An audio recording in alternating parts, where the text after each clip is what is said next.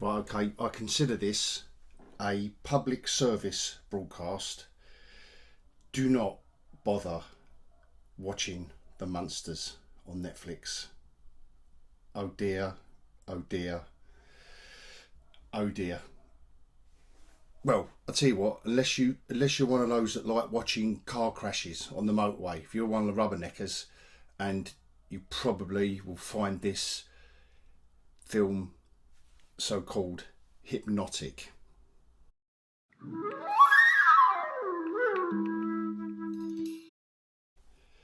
Bonjour.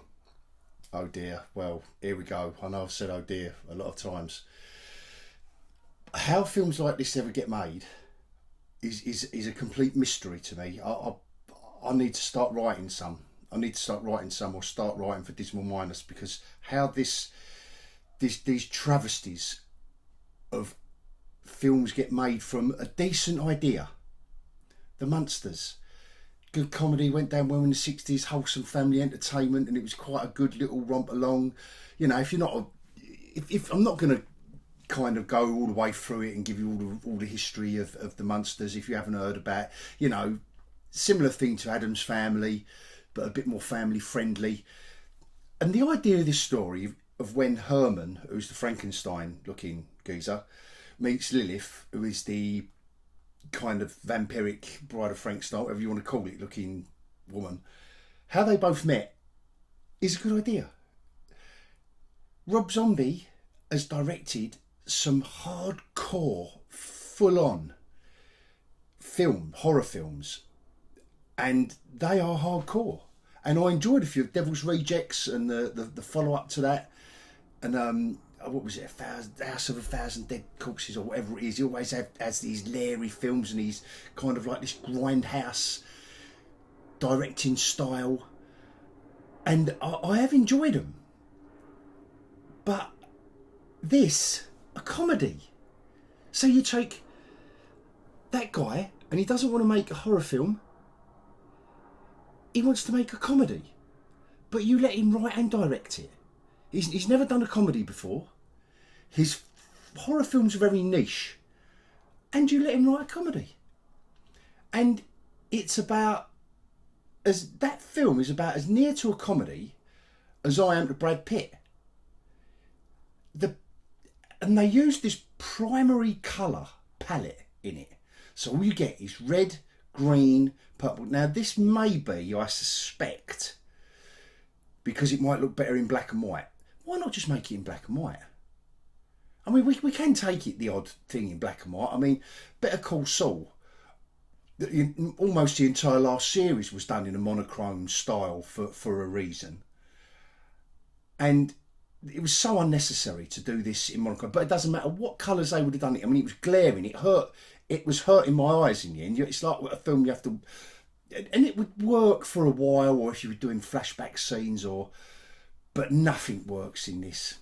Nothing works. She has a date with Nosferatu in it, and it is a decent idea, and it's even making me laugh. But it's making me laugh because it was so badly handled. It is so dreary. There are dad jokes in there that didn't even make me laugh. I should be rolling around on the floor with some of the dad jokes he comes out with. But no, and the casting atrocious. But to be fair, I'm not going to say they're bad actors, because they clearly didn't have a lot to work with. They clearly didn't have, and there were certain places in it where you can clearly see he's going Rob Zombie with his directing style, and he wrote it as well, as I've just mentioned, and he shouldn't have, and they shouldn't have let him. You can clearly see he was going for a Bride of Frankenstein kind of thing, and it falls as flat as the proverbial witches. And he's nowhere near Mel Brooks. For a start, he doesn't do comedy.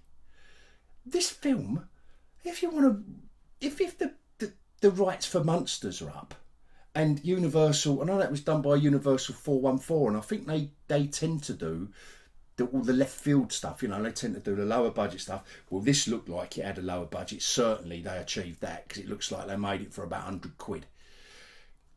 and including actors doing it for free. Even they've got Sylvester McCoy in it.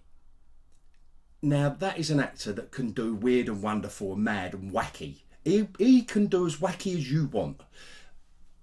Obviously, if you didn't know, he did Doctor Who many years ago. Now, even he isn't even anywhere near. The character isn't anywhere near. How can you have Sylvester McCoy as this butler in this film and not have and deliver these lines? Ugh. And they've got a few. They threw a few Universal, creatures in it. The one from the creature from the Black Lagoon, and spot the references. And I know Rob Zombie loves his horror, and I know he's directed good stuff. But how, if you want to resurrect the Munsters? Sorry, I went off the rails again, didn't I? I will get that return ticket one day. How do you go from there? So the rights are up, or they want to resurrect Munsters, and think right. And I don't know whether it needed to be family wholesome entertainment, or I doubt very much if they wanted to do an R-rated horror with this material and these characters. But why give it to him, Rob Zombie, or get a comedy writer and get him to direct it and mash the two up, and then you might have got something really like weird and wonderful, this different mix. But him writing and directing it, it just sucks. Dialogue, and they do these couple of music scenes in it, and they are so unfunny. But Rob Zombie came from rock music. This is the other bit I couldn't understand, because the music segments, I thought he would have nailed them, but an actual rock video director could have directed those better, whether it needed to be funny, tragic, serious, mental. When you're doing music videos, you've got to nail it in 3 minutes. He couldn't nail it in an hour and a half, hour and 40 minutes, however long anyway. And full disclosure, I didn't make it all the way through, so it might have got really good about half hour in. No, I'm exaggerating. It might have got really good after about an hour. An hour, I'm gone. I was gone, because I clearly wasn't the audience. But I don't know who the audience is. Now, if you're a geekyOlhog fan, then clearly older genre fans, no. Fans of the original series, well, no, because I grew up with it being on after school on TV. So clearly not me. Is it new generation of kids? Well, it's not even funny. There's nothing in there for them. It's not like they do much with a young character. And obviously with these ideas, the idea sounds good, but I don't understand why there's no editorial kind of process that anything goes through anymore. It's unfiltered, and it's crap. It's crap. All this stuff, all these collaborative endeavours need oversight. They need just someone to cuddle everyone, bring them all together, not just let everyone go off half cock. And the poor casting for Herman, as much as I'm saying they didn't have a lot to play with, very, very poor casting choice for Herman, because he's a big Frankenstein creature, and he almost talks like that in a way. I almost went Australian then, apologies for that. I don't know anyone Australian with a high-pitched voice, but there you go, I digress. And his wife, I forget her name, Lilith Zombie. Oh no, that's her character in it. I don't know what her name is. And she has to be in every one of his films. And I love the fact that they love each other that much. It did work in the couple of his I've seen with her in it. She's not a bad actress. She's never going to win an Oscar. But in this, whew, whew, and that is about it. Avoid it. Just don't bother. Just don't bother unless, like I said, you're drawn in by car crashes on the motorway, and you have to watch, and you have to slow down at 10 miles an hour, and you can't take your eyes off it until you yourself have a crash, because this is one messy car crash of a film, and there won't be a sequel. On that bombshell, that was just a quickie public service. You can thank me all later, but thank me by liking and subscribing, and commenting.